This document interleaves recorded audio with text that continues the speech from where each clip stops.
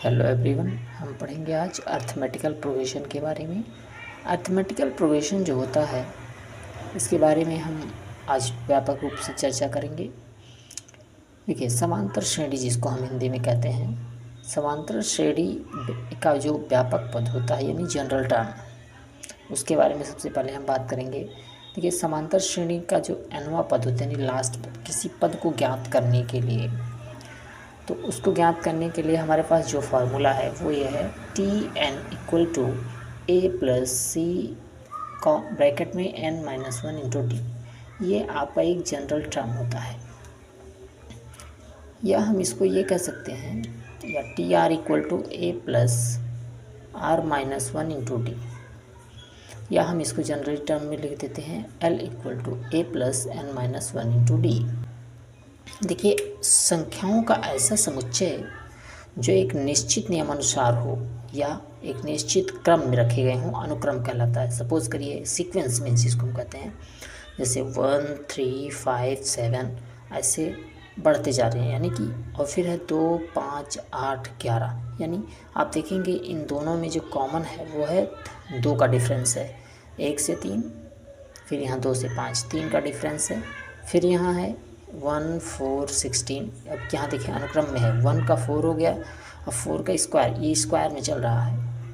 ऐसे ही इसी को हम क्या कहते हैं, इनक्रम, अनुक्रम, यानी कि सीक्वेंस में कोई चीज़ है जिसमें जो डिफरेंस है वो पता है कि इतने का डिफरेंस चल रहा है।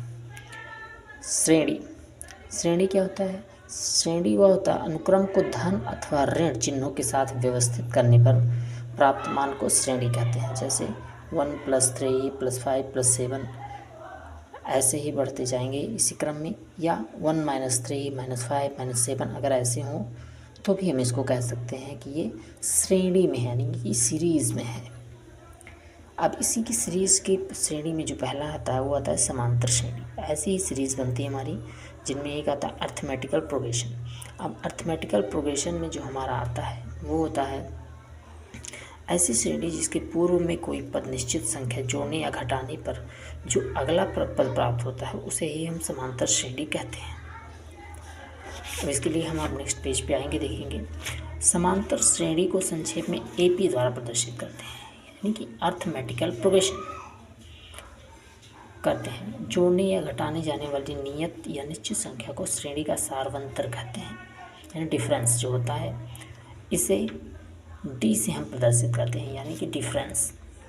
यदि किसी समांतर श्रेणी के प्रथम, द्वितीय, तृतीय अथवा चतुर्थ पद क्रमशः T1, T2, T3 या T4 हो। सपोज कर लीजिए हैं कि कोई एक नंबर है, श्रेणी है, सीरीज है, जिसका फर्स्ट टर्म है T1, सेकंड टर्म है T2, थर्ड टर्म है T3 और फोर्थ टर्म है T4। तो इसका सारवंतर अगर हम डिफरेंस निकालेंगे तो क्या करेंगे, सेकेंड टर्म से फर्स्ट टर्म को माइनस कर देंगे और थर्ड टर्म से सेकंड को माइनस करेंगे, फोर्थ से थर्ड को माइनस करेंगे, तो हमारा जो डिफरेंस है वो डिफरेंस हमारा क्लियर कट पता चल जाएगा। फिर इस पर एक क्वेश्चन हम सॉल्व करने चलते हैं, देखेंगे कि हमको एक एग्जाम्पल है जिसको हम देखेंगे कि हम, जिससे हमें पता चलेगा कि सारवंतर निकलते कैसे हैं। किसी भी सीरीज़ का सारवंतर निकालने के लिए क्या करना पड़ेगा। अब यहाँ हम देखेंगे एक श्रेणी का दिया गया हमको 2, 5, 8, 11 ... ऐसे बढ़ते गए हैं। अब इसका हम अगर सारवंतर निकालेंगे तो क्या निकालेंगे, T, यानी कि अगर हम इसको मान लें 2 जो ये है, ये 2 हमारा फर्स्ट टर्म हो गया T1, ये 5 हो गया T2, 8 हो गया T3, 11 हो गया T4।